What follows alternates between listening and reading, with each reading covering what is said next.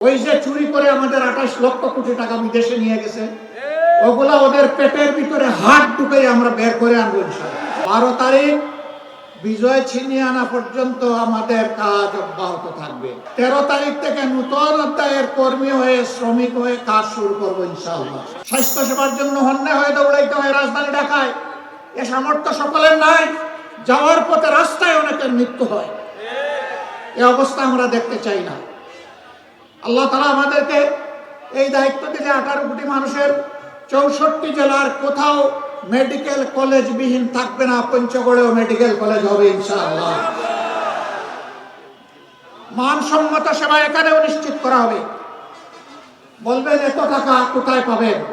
ওই যে চুরি করে আমাদের 28 লক্ষ কোটি টাকা বিদেশে নিয়ে গেছে, ওগুলা ওদের পেটের ভিতরে হাত ঢুকে আমরা বের করে আনবো ইনশাআল্লাহ। আর আগামীতে কাউকে চুরি করতে দেয়া হবে না। আমি বিশ্বাস করি আজকের এই জনসভায় শহীদ পরিবারের সম্মানিত সদস্যরা আছেন, জুলাই যোদ্ধারা আছেন, 71-এর বীররা আছেন। আমরা আপনাদের সকলের কাছে ঋণী। আমরা সর্বশক্তি দিয়ে আগামীতে দেশ সেবার সুযোগ পেলে, সরকার গঠনের সুযোগ পেলে আপনাদের ঋণ পরিশোধ করার চেষ্টা করব ইনশাআল্লাহ, এবং আজীবন আপনাদের প্রতি শ্রদ্ধাশীল থাকবো।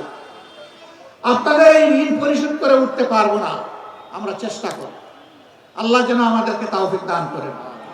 দিনটা শুক্রবার হওয়ার কারণে মনের ঝুলিতে অনেক কথা ছিল, খুলতে পারলাম না। ঝুলি আজকে থাক, ভবিষ্যতে আল্লাহ কোনোদিন খোলার সুযোগ দিলে খুলবো ইনশাআল্লাহ। সম্মানিত ভাই বোনেরা, আমি 10 দলীয় সমন্বয় সংযোগের পক্ষ থেকে এখন 2 জন ভাইকে তাদের হাতে আপনাদের হয়ে আমি আজকে প্রতীক তুলে দেব। আপনারা হৃদয়ের ভালোবাসা দিয়ে এই প্রতীককে সমর্থন জানাতে রাজি আছেন? ধন্যবাদ, কৃতজ্ঞতা। আল্লাহ আপনাদের সম্মান বৃদ্ধি করে দেন। আজকের জনসভার পরে তো আর কোনো কাজ করা লাগবে না। 12 তারিখ বিজয় ছিনিয়ে আনা পর্যন্ত আমাদের কাজ অব্যাহত থাকবে। 13 তারিখ থেকে নতুন অধ্যায়ের কর্মী হয়ে, শ্রমিক হয়ে কাজ শুরু করবো ইনশাআল্লাহ। দেশের মালিক হব না, সেবক হব ইনশাআল্লাহ। একটা কথা শুধু বলে দিতে চাই, ভোট দিতে পারেন নাই বহুদিন, এবার অপেক্ষায় আছেন। বুকটা ভোট দেওয়ার জন্য চঞ্চল হয়ে আছে, মরুভূমি হয়ে আছে, পিপাসার্ত হয়ে আছে।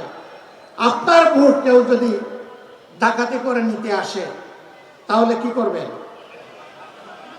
কি করবেন? রুখে দিতে হবে। যুবকরা, কাজ শেষ হয়নি, কেবল শুরু হয়েছে। এই দেশ থেকে বৈষম্য, অবিচার, দুর্নীতি, চাঁদাবাজি, দখলদারি, স্বৈরতন্ত্র বিদায় নিয়ে ন্যায় এবং ইনসাফ ভিত্তিক, আধিপত্যবাদ মুক্ত, দুর্নীতি মুক্ত, দুঃশাসন মুক্ত মানবিক বাংলাদেশ সৃষ্টি না হওয়া পর্যন্ত আমাদের লড়াই অব্যাহত।